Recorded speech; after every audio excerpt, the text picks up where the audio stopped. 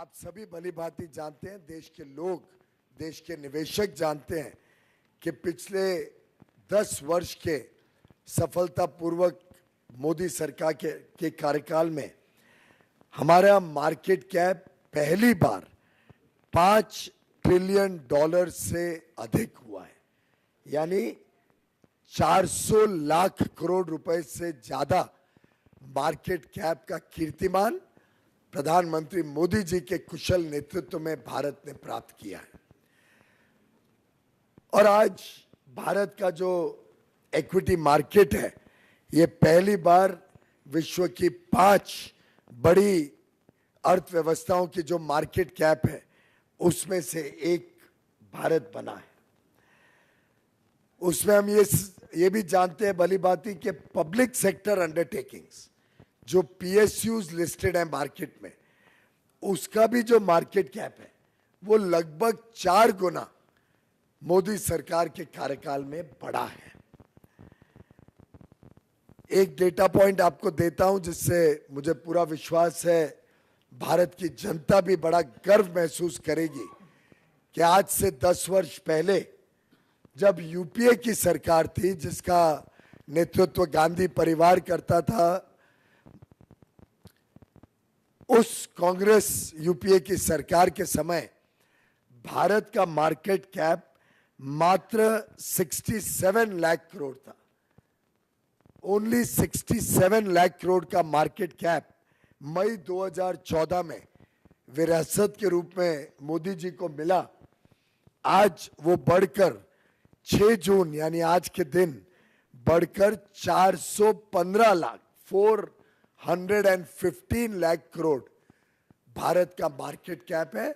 आप सब अनुमान लगा सकते हैं कि ये जो बढ़त 348 लाख करोड़ की बढ़त हुई है 10 वर्ष में, ये जो पिछले 60-65 वर्षों में कुल मार्केट कैप था उससे 5 गुना से ज्यादा बढ़त सिर्फ मोदी सरकार के समय देश ने अनुभव किया है। 67 lakh crores in May 14, increase of 348 lakh crores in 10 years, and today the market cap is 415 lakh crores. ये वास्तविकता हम सबके सामने। अब इसमें गौर करने की बात है कि इसका सबसे बड़ा लाभ किसको हुआ, और ये हम सब के लिए गर्व की बात है कि भारतीय निवेशक, और उसमें भी हमारे रिटेल इन्वेस्टर्स, खुदरा निवेश जो करते हैं, उनको आज इसका सबसे बड़ा लाभ हुआ है। आज वो सिर्फ बाईस्टैंडर के रूप में मार्केट बढ़ रही है दूर से नहीं देखते, आज वो मार्केट में पार्टिसिपेट करते हैं, आज वो निवेश करके उसका लाभ सीधा लेते हैं। और उसके आंकड़े भी मैं आपके समक्ष रखता हूं। जो फॉरेनर्स की होल्डिंग यूपीए के समय होती थी एफपीआई के माध्यम से, फॉरेन पोर्टफोलियो इन्वेस्टर्स जो निवेश करते थे, और उनकी जो परसेंटेज होल्डिंग थी यूपीए के समय वो 21% थी, और वो घटकर आज 16% हो गई। यानी फॉरेनर्स की इन्वेस्टमेंट कम हुई है और भारतीय निवेशकों की मालकियत भारत की स्टॉक मार्केट में 79% से बढ़कर आज 84% हो गई। 84% आज भारतीय निवेशक मार्केट में भारतीय मालकियत के साथ खड़े हैं।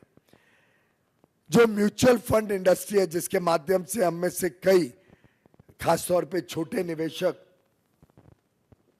अपना पैसा मार्केट में लगाते हैं, म्यूचुअल फंड इंडस्ट्री का साइज 2014 में मात्र 10 लाख करोड़ था।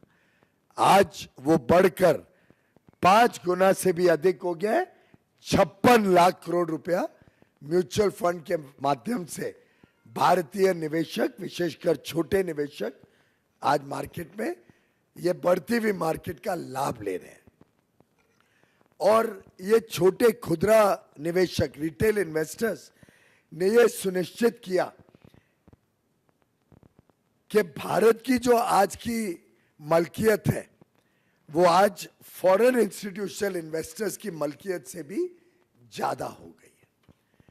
मित्रों, आज भारत के हर पिन कोड में, देश के कोने कोने में आज इक्विटी मार्केट में इन्वेस्टर्स आ गए हैं और उसका लाभ आज देश के कोने कोने में निवेशक ले रहे हैं। जब भारत वैल्यू क्रिएट कर रहे हैं, जब भारत की ग्रोथ स्टोरी, भारत की विकास के कारण मार्केट में वैल्यू क्रिएट हो रही है, उसका लाभ देश के कोने कोने में निवेशक ले रहे हैं। करोड़ों निवेशक आज इक्विटी मार्केट में या तो सीधा डायरेक्टली या म्यूचुअल फंड के माध्यम से या एम्प्लॉयज प्रोविडेंट फंड के माध्यम से या एनपीएस पेंशन फंड्स के माध्यम से या इंश्योरेंस प्रोडक्ट्स के माध्यम से, ये अन्य अन्य तरीकों से आज भारत के छोटे निवेशक इस बढ़ती हुई मार्केट का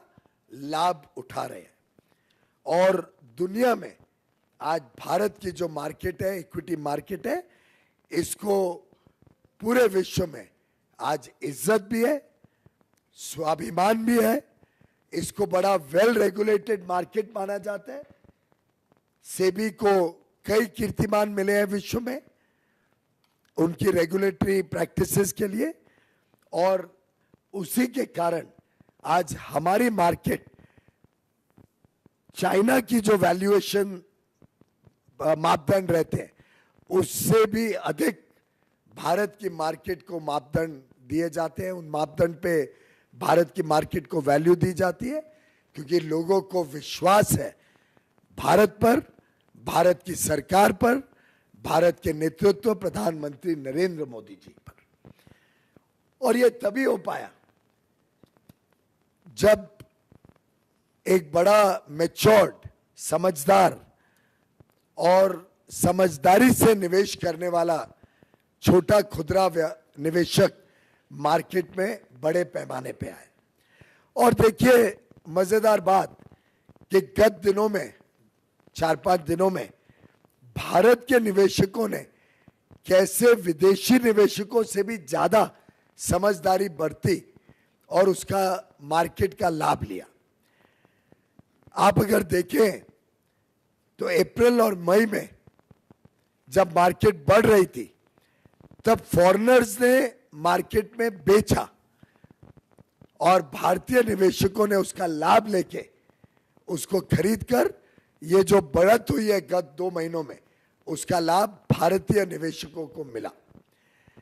भारत के निवेशक, चाहे वो खुदरा निवेशक हो या डोमेस्टिक इंस्टीट्यूशनल इन्वेस्टर्स हो, जिसका फायदा भी सीधा भारतीय निवेशकों को मिलता है। अगर हम गत 3 दिनों की बात देखें तो जिस दिन एग्जिट पोल अनाउंस हुआ उस दिन भी फॉरेनर्स ने बेचा। जब एग्जिट पोल अनाउंस हुआ उस दिन भी, जिस दिन एग्जिट पोल अनाउंस हुआ, फॉरेनर्स जो पहले बेच रहे थे उन्होंने खरीदा 6,850 करोड़ रुपए का शेयर्स फॉरेनर्स ने बेची एग्जिट पोल के दिन जब मार्केट हाई थी। तो भारत के निवेशकों ने उसमें एक प्रकार से, माफ करिए मैं जरा ठीक कर लूं, जिस दिन एग्जिट पोल आया फॉरेनर्स ने खरीदा महंगे दामों पर और भारत के निवेशकों ने महंगे दामों पर बेच के लाभ लिया।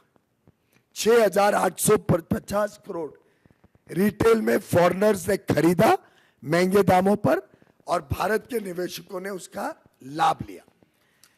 अगले दिन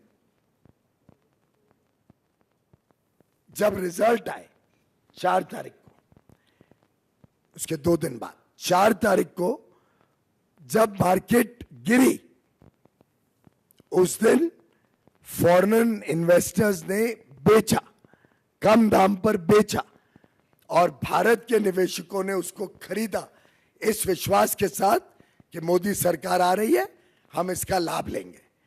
तो फॉरेनर्स ने महंगा दाम खरीदा और सस्ता दाम बेचा, भारतीय निवेशकों ने महंगा दाम बेचा और सस्ता दाम खरीदा। तो एक प्रकार से भारतीय निवेशकों ने इस अंतराल में भी कमाई करी, किसी का नुकसान नहीं हुआ। और ये जो बात 30 लाख करोड़ की करते हैं राहुल गांधी जी, मुझे ध्यान आ गया कि क्यों देश की जनता का राहुल गांधी जी पर जरा भी विश्वास नहीं, क्योंकि वो ये भी नहीं समझते कि ये तो वैल्यूएशन है। वैल्यूएशन से मतलब नहीं है, जो खरीद और बेच होती है उसी का मतलब होता है। और उसमें फॉरेनर्स ने नुकसान पाया, भारत के निवेशकों ने लाभ लिया है। तो रिटेल इन्वेस्टर्स भारत के इस दौरान भी लाभ लिया और फिर आज के दिन मार्केट फिर एक बार जो 3-4 दिन पहले थी उस मार्केट पे फिर एक बार पहुंच गई, जब स्पष्ट हो गया कि मोदी सरकार आ रही है, मोदी जी प्रधानमंत्री बनने जा रहे हैं। तो मित्रों, 10 साल के मोदी सरकार के सफल काम की वजह से मार्केट में जो हमारे भारतीय निवेशकों ने लाभ लिया, ये बड़ा स्पष्ट है। इस दौरान भी जो मार्केट में उतार चढ़ाव हुआ, इसका भी लाभ भारतीय निवेशकों ने लिया। और मैं समझता हूं यही विश्वास दुनिया का भी भारत के ऊपर है, मोदी जी के ऊपर है। फिर एक बार मोदी सरकार आएगी और पूरे विश्व को यह विश्वास है कि भारत की अर्थव्यवस्था तेजी से आगे बढ़ेगी। अब देखने को मिल रहा है कि अब फिर एक बार भारत की स्टॉक मार्केट भी ठीक है, इस अंतराल में भी भारतीय निवेशकों ने लाभ लिया है। और मैं समझता हूं आज बड़ा प्रश्न जो लोगों के सामने है तो ये खड़ा हो रहा है कि जो जो वादे राहुल गांधी जी ने किए थे उसका क्या होगा। आज हम देख रहे हैं कि कई जगहों पर हमारी बहनें, हमारी महिलाएं कांग्रेस के कार्यालय के बाहर खड़ी हैं। कर्नाटक, तेलंगाना, हिमाचल की सरकारों से पूछ रही हैं कि वो जो 1 लाख रुपए प्रति महिला को देने का वादा राहुल गांधी जी ने किया था, अब वो उसको पूरा करे। और जहां जहां पे महिलाएं कांग्रेस से और कांग्रेस की सरकारों से अपना हक और न्याय मांग रही है, मैं उम्मीद करता हूं कि राहुल गांधी जी उसको पूरा करने का काम करेंगे, बजाय के निवेशकों को डराना और ये साजिश रचना कि भारत की उभरती हुई अर्थव्यवस्था पर अनाप शनाप प्रश्न चिन्ह उठाकर लोगों को गुमराह करना। बहुत बहुत धन्यवाद।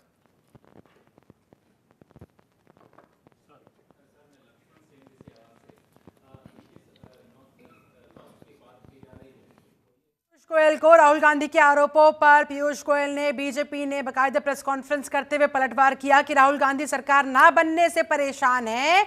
ऐसे में उन्हें अपने जो वादे किए थे उन्होंने जनता से वो पूरे करने चाहिए, बजाय इसके कि निवेशकों को डराए।